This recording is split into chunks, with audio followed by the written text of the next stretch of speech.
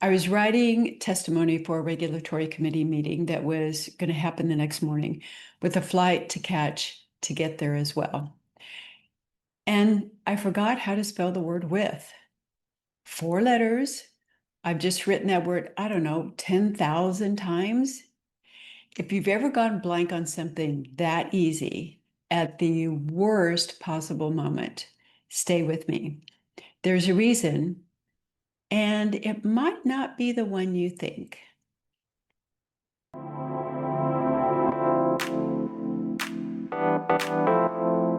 Tired of feeling stuck, unseen, or like your body isn't yours anymore? It's time for a reset. Welcome to An Ageless Life, the Midlife Reset Show, where science, movement, and mindset help you feel strong, energized, and like yourself. I'm Diana Debbie, a clinical pharmacist, Argentine tango dancer and instructor, and your guide for redefining how women thrive and grow in midlife and beyond. Let's get started.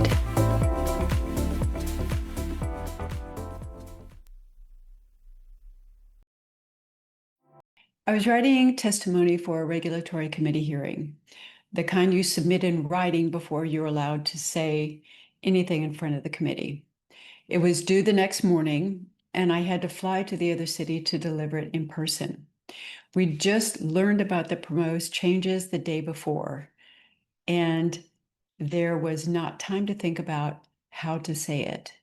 Only time to say, pack a bag, get on a plane, and go from there. I was 3 paragraphs in, moving quickly, when I stopped on a single word. With. W-I-T-H. 4 letters, a word I've written thousands, tens of thousands of times. And I sat there with the cursor waiting and could not tell you the letter that came after the W. And I want to be clear about what kind of moment this was. It wasn't a stumble, not a give me a second, a total blank on a word that second graders spell without thinking. In the middle of a document that really mattered, on a deadline that I could not care what my brain was doing. I did not fix it at the keyboard. I had to get up. I left the laptop open, testimony partially finished, and I went for a walk. No plan, just moving and breathing. By the time I came back, the word was there. Obviously it was. It was never actually gone, but something else came back with it. A question I didn't ask on purpose. It just arrived somewhere around block 3. If this is something that 50 feels like, what is 60 going to feel like? And 70? I finished writing the testimony. I flew out. I gave it in a room full of people whose job it was to decide something that really mattered, that impacted people's lives. Nobody in the room knew that the night before I couldn't spell with. That is not really the story I want you to hear either. This is. I stopped waiting to find out what 60 and 70 had planned for me. I decided the walk that saved the document was not going to be a one-time rescue. It was going to be how I kept my brain online on purpose for the next 20 years and beyond. So let's talk about how you do that, not as an emergency measure, as a practice.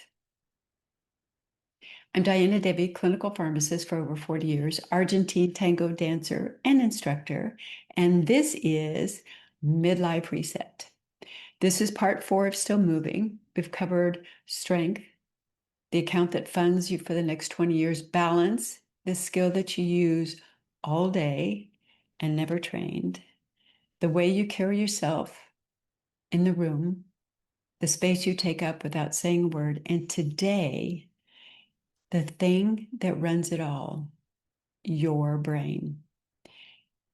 If this is your first episode, you are in exactly the right place today. But before I go into the science, I want to let you know that you're not the only one this happens to.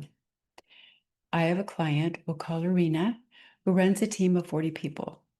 She came to me exhausted in a very specific way, not tired, not foggy, and resourceful about hiding it. The way a lot of women who run things get resourceful about hiding things. She started keeping a legal pad in every meeting, not for writing notes, for words. The second she felt one sentence slipping mid-sentence, she jotted it down before it disappeared completely. Then work it around like nothing happened. She'd been doing this for months before she said it out loud to anyone, including herself. I didn't give her a memory program to work on. I gave her one thing, a movement pattern that she had never done before, 4 counts, and I told her to do it badly on purpose for the first 2 weeks. She pushed back. I don't have time to be bad at something. I told her you didn't have time to keep losing your words in front of your team either. In 2 weeks, she noticed that she still had the lead pad, but she didn't really write on it very much, that she hadn't opened it and written anything for 11 days. Not because her memory had magically repaired, because she had given her brain something new to build with on purpose. Instead of asking it to run the same old worn groove and hoping it would somehow get sharper on its own. Here's why that worked for her and for me, and it's not luck. In episode 53, you already kind of heard the short version. Sustained stress is toxic to your nervous system, and specifically the part of your brain that handles memory and finding words. That's why you walk into a room and you forget why you're there. That's why words disappear mid-sentence.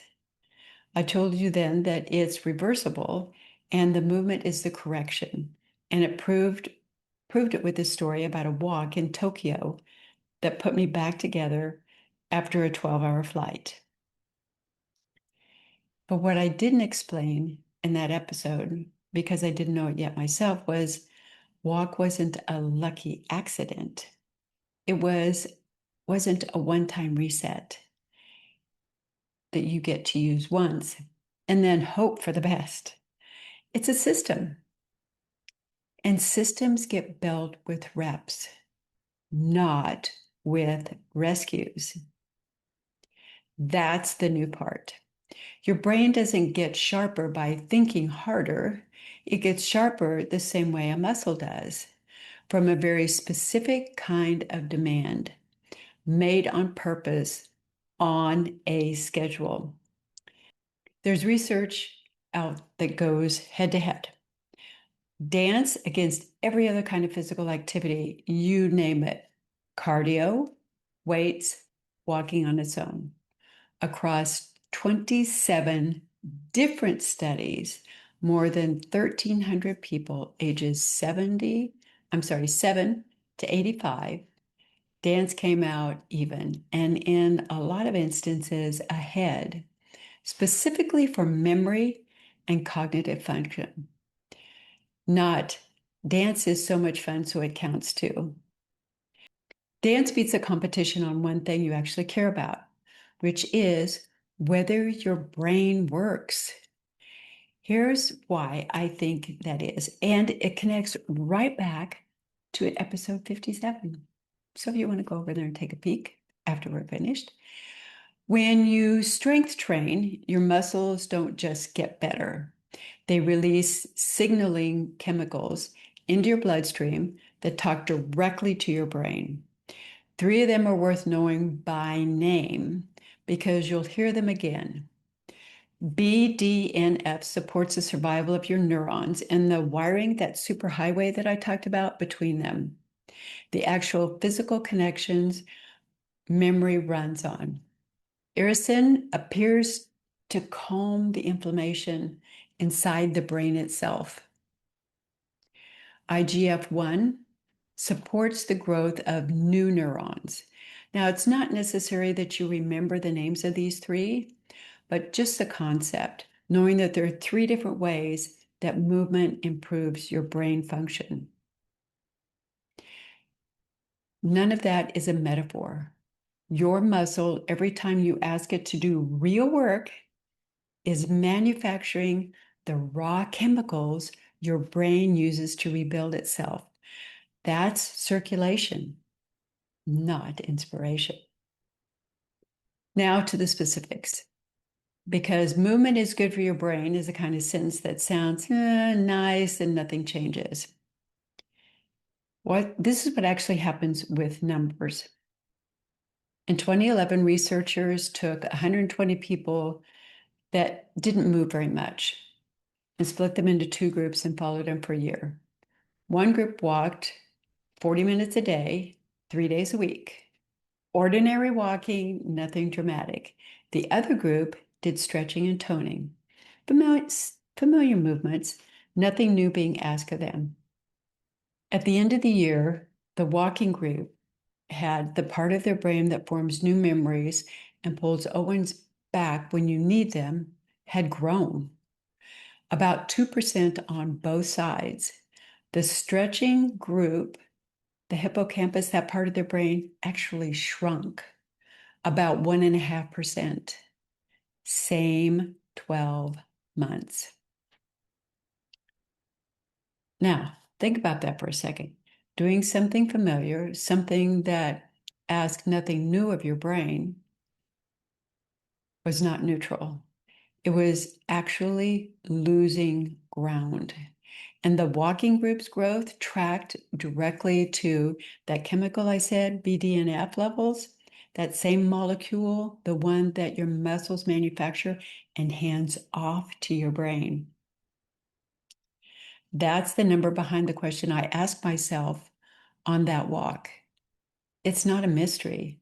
It's a number moving one direction or the other, depending upon what you ask your brain to do this year. Nobody hands it to you. You decide. Many times by accident, unless you decide it on purpose instead. And a lot of people miss this. Walking is the floor of activity, not the ceiling. It's the minimum, and it's real. And that's all you take from the episode. Take that. There's a structure in the brain that most people only think about when they lose their balance. It's tucked away at the base of your skull. It's called the cerebellum. Don't need to remember the name. For decades, it's filed under keeping you upright, nothing else. But current research says that does a lot more. That network handles language, planning, working memory, reading a room. People with damage to it don't just stumble. They struggle to plan, to reason, to find words. The exact thing I lost for that 30 seconds writing the testimony. Your brain does not file movement in one drawer and thinking in another. The same structure does both jobs, which means when you train coordination on purpose, you're not taking a break from thinking. You're training the thing that thinks. That's kind of a mouthful right there. Movement is training the thing that thinks. The thing is your brain. Nobody has run the exact study on tango that they have run on walking. We do have that walking's proven floor, basically the floor of what we're looking at, and a strong growing case that coordinated movements, the kind you make that makes that part of your brain, the one that works with memory and balance and all of those things, working. It's living, predicting, adjusting, resolving space in time. Ask more of an exact structure that also runs your executive function. You know, the stuff I just talked about, the thinking. That's not a bigger dose of the same medicine. It's a different one.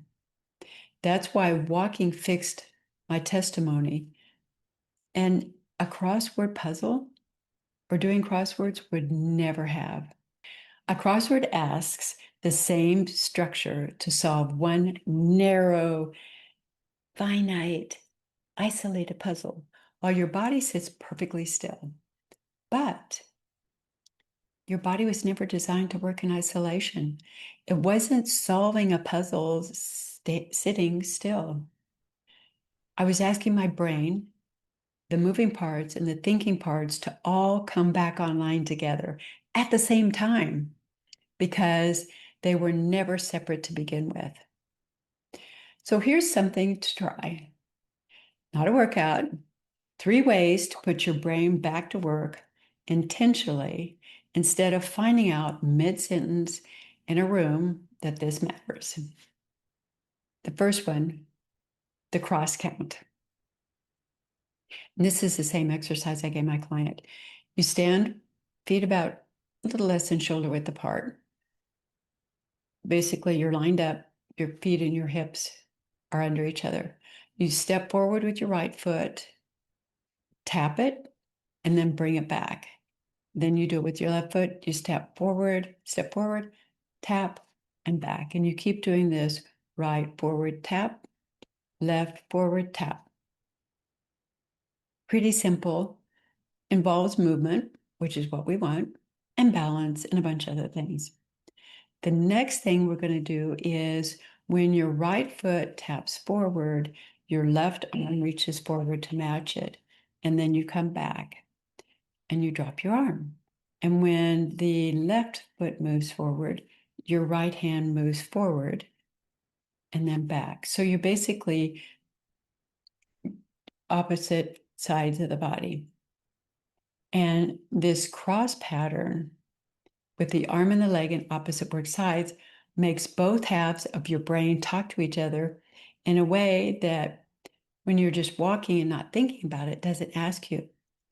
Now do this for a full minute before you decide whether or not it's working. Your brain needs the first 20 or so reps just to figure out the pattern. That is not failure. That's exactly the demand you're asking it to meet. If you notice your mind wandering to your grocery list while you're doing it, that's a clue. It means your brain has already started automating the pattern. So it's time to throw in a change. Speed it up. Count out loud. Turn your head from side to side.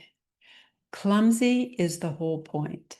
Clumsy means your brain is paying attention instead of running on autopilot. And we want to challenge your brain by movement in your body.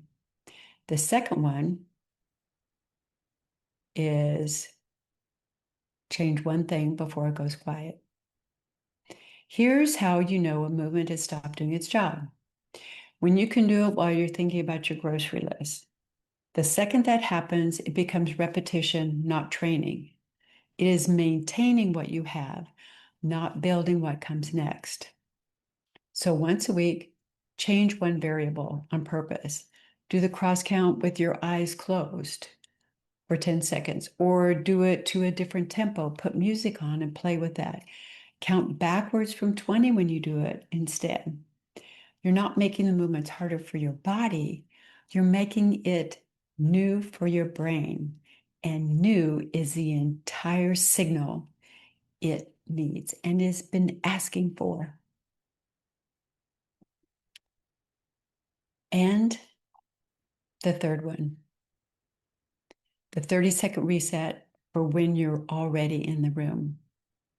This one is the exact moment I was in, writing the testimony with no time to go for a walk, or sitting in a meeting where standing up and moving through a doorway is not an option. Underneath your table, with your hands in your lap, press your feet flat on the floor slowly, like you're trying to feel every point of contact. Hold for 3 seconds and slowly release. Do that 3 times. Then, after that becomes easy, then turn your head slowly to the right as you're pressing into the floor and hold it. And then as you release, come back to center. And do the same on the left side.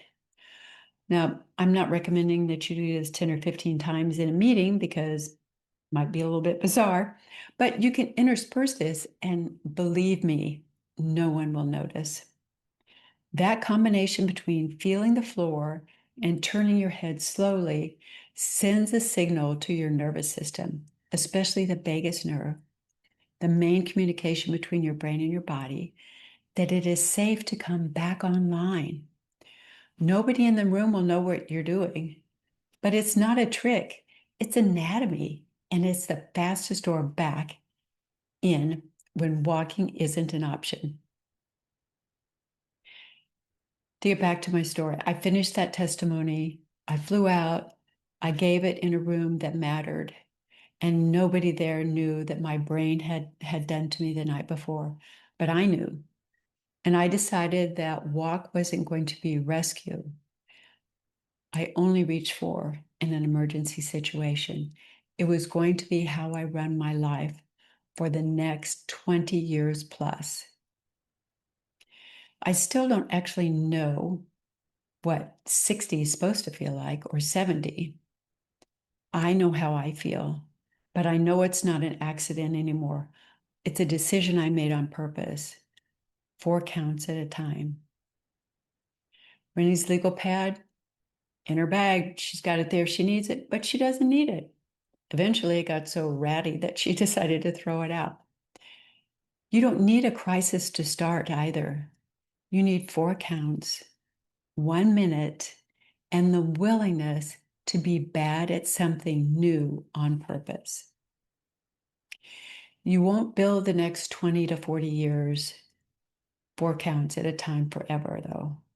At some point, you'll want the whole map, not just one practice. I'm building something exactly for that. Email me at diana@anagelesslife.com with the word map in the subject line, and I'll add you to the waiting list for your ageless map. Remember, aging is an upgrade. I'll see you next time. Bye-bye. That's it for this reset. Thank you for spending this time with me. If today's episode gave you something to think about, I'd love to have you subscribe so you never miss what's next. And remember to grab your free gift, your midlife superpower, 5 simple power moves to feel like yourself again. The address for this is, or link is, anagelesslife.com/superpower. Thanks again. Bye-bye.